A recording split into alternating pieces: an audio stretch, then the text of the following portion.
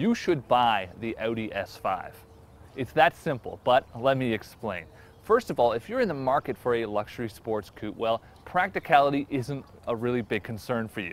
So first of all, rear seats, it has them. Can they really fit anybody? Does it really matter? No. Fuel economy, again, irrelevant.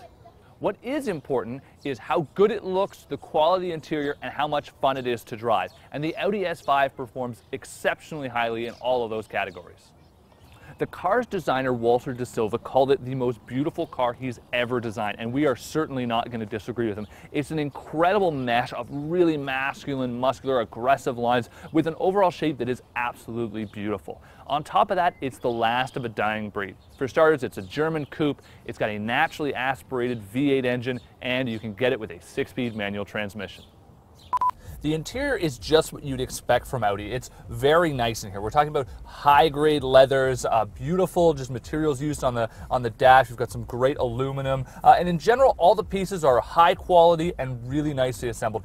There's also some great optional carbon fiber trim on this model, which will cost you a couple extra bucks, but really, suits this car. There's no old man wood trim in this vehicle. It really is sort of a younger man's sports coupe. If you're in the market for an Audi S5, you really have to upgrade to the Prestige model, which will cost you an extra $5,900, but you really have to. I mean, these are just the kind of things that you're going to want and love in a vehicle like this. We're talking about, keyless access, push-button start, which is always a great feature, especially when you're turning on that big 4.2-liter V8. A lot of other great options too, a navigation, a backup screen. It's also got reverse sensors, and perhaps sort of the most noticeable, the Bang & Olufsen sound system, which really is as good as they say.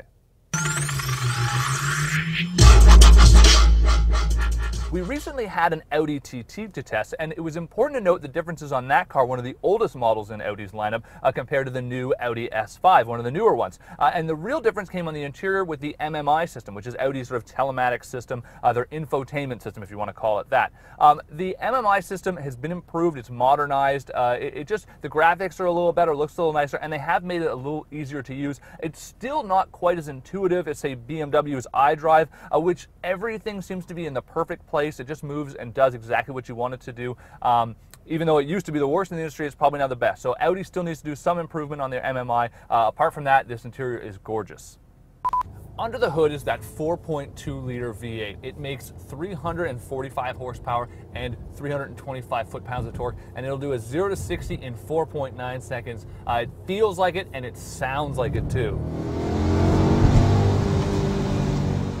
Out on the open highway, the engine note is really kind of lost and muffled, which is probably good for longer drives. But you find yourself a nice canyon road, and this engine absolutely howls. You get to hear all the sort of great effects of a true V8. A $3,950 option included on this model is the Audi Drive Select system. Now, you actually use that through the MMI system, and it allows you to adjust a lot of different settings about the vehicle. We're talking about the suspension stiffness, steering responsiveness, and even the throttle responsiveness. And if you opted for the automatic transmission, you get the shift points built into that as well. Included in that package is the Audi Sport differential, meaning that not only does it distribute power front to rear, but also side to side in the rear, which is a great option. The whole idea behind that, says Audi, is to eliminate understeer, and that's really important because these Quattro Audis have always been known for an understeer issue.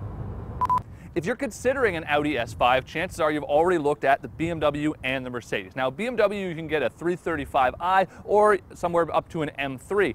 The M3 is really more of the serious performance driving enthusiast car, although it is a bit more bare bones and doesn't quite have the road presence. The same could actually be said of the Mercedes. It's not quite as dynamic a looking vehicle, although it is very original on the road. That's the E550 Coupe, by the way. That model costs a little bit more than an S5, and it has a bit more horsepower, but acceleration numbers are pretty much the same.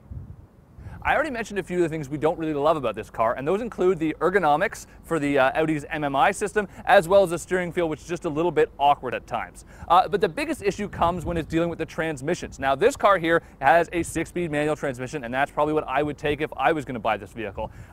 There is also a 6-speed automatic, which is great if you're looking for something a bit more daily usable. However, the automatic, you compromise on performance and sort of driving feel. Now, where's the dual clutch DS3 transmission that Audi is famous for? Well, you can't get it, not in the S5 Coupe. Anyway, you can get it in the Cabriolet. It's a 7-speed unit, and it's a great unit. We just wish that you could get it in this vehicle. So apart from the lack of a dual clutch transmission, the Audi S5 looks hot, it goes fast, and like I said at the start, you should buy it.